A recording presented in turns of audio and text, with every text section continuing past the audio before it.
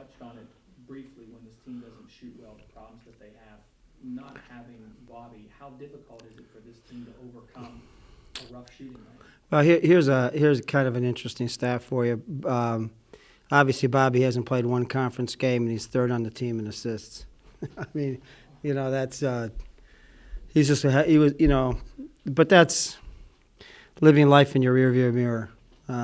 It's been a tale of two halves for us. Both games we really competed and played well in the first half.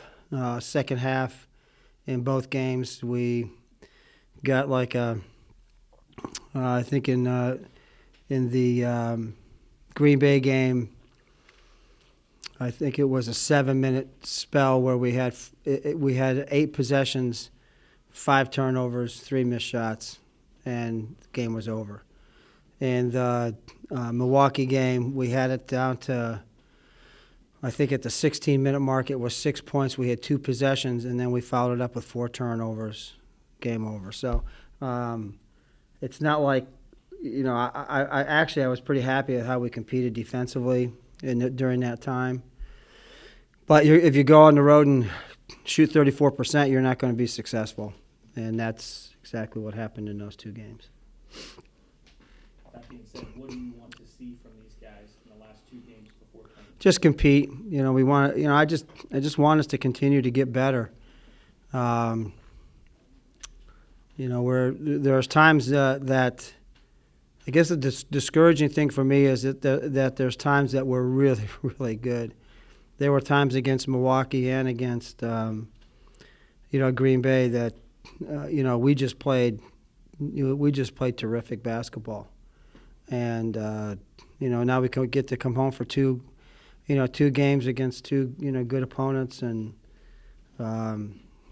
just try to build some positive momentum going into the playoffs. I think the that whole playoff structure is helps everybody in the tournament that's a lower seed. I think it gives everybody an opportunity for hope, and we're one of those teams. That said, all the ingredients are there for this team. Do you feel that way? With the tournament time approaches. I mean, obviously, Dana, we have been lacking in experience. I mean, there's, these runs that we're on, those situations that you're in, you can't, you don't really have what I would call like, a guy that's got experience in that go-to situation, a guy that's going to sit there and settle you, the guy that's going to get you a good touch, a guy that's going to end up maybe not making a shot, but getting somebody a good shot, somebody that you can really just go to. It's been a very trying, year in terms of lessons learned, and I'm hoping that this young group is learning them. I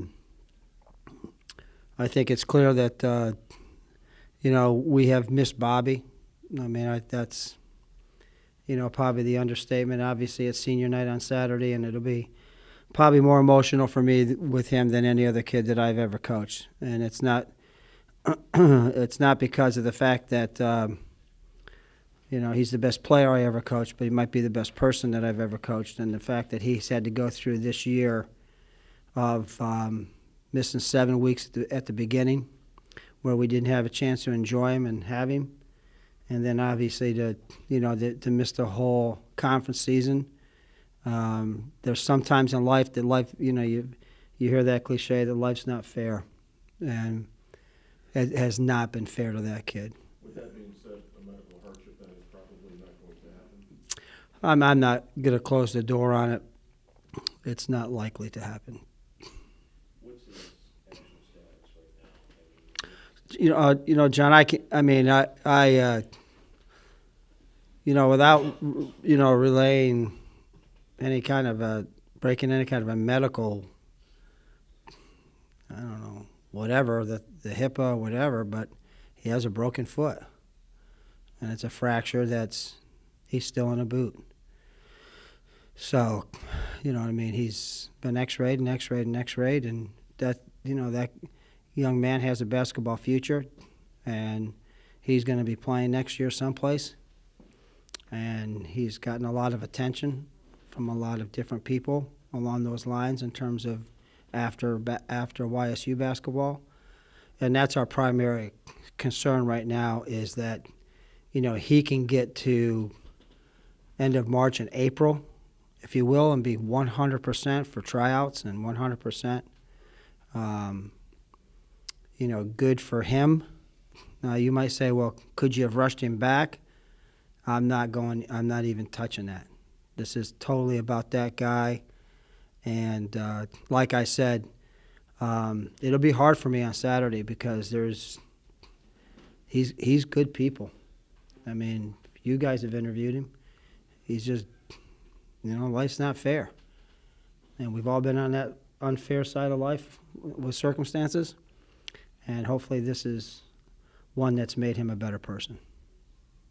Coach, do you sense any tired legs at this point? Yeah, we're a little tired. There's no doubt this stretch has been,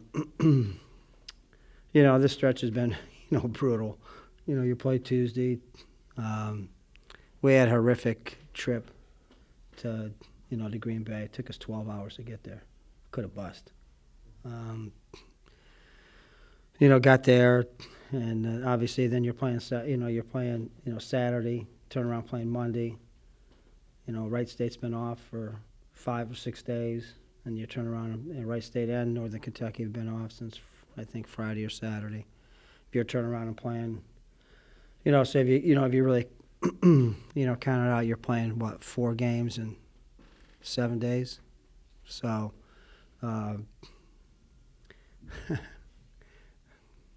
yeah. We're gassed. And I'm not, I'm not saying gas from like minutes, like the last 10 minutes of that game the other night, you could see it in them. We played a double, we started off with a double overtime game. People have sat there and said, well, they play, well, no, we played a double overtime basketball game, an emotional game, and we really played about as good as we can play. If you look at the stat sheet against Green Bay, your eyes would drop out of your head.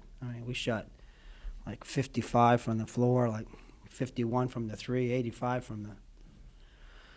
But then you go over 2 more boxes and look at turnovers, and that's where that difference came. With the 5-minute mark, we're still right there, and we had like 5 out of 6 possessions out of turnovers. Not, I'm just, can that be tiredness? This has been a tough stretch the way to end.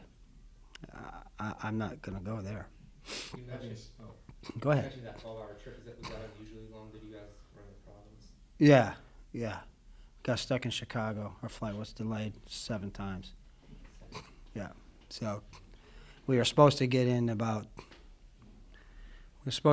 like 1 o'clock, and we got in there about 6.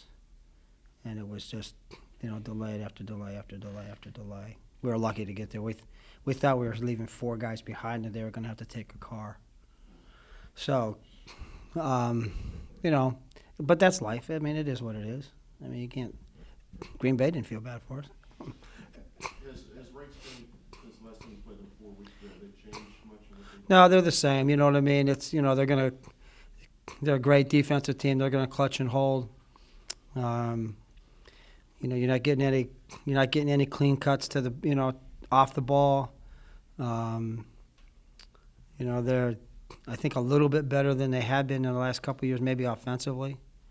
A couple of their seniors have really stepped up. The Thompson kid, Yoho, those guys have really stepped up. They put, I think, 3 or 4 seniors on the floor at a time, and then they have a 1-year transfer kid. So they're an experienced group that's played well, especially at home. But they're a very, very physical basketball team. Coach, with the regular season coming to an end, Cam, is he first team all around? Dana, I think he's had a tremendous year. I think there's been, 3 guys in the league that have had, great years. I think obviously Felder's had a great year. I think, Peters from Valpo's had a great year, and I think, Cam's had a great year. So, whether that falls out to a first or second team, he and I talked about it, over the last couple of weeks, the importance of the weight room and next year and getting stronger. And, these last, God love him, these last 4 league games, he's just been beat up. You go back and you look at films, and there's just no way that he shouldn't be shooting anywhere from 12 to 15 to 18 foul shots a game. And, you know, for him to take that next step, you know, he's in the weight room in the off season's got to be huge. But he's had a heck of a year.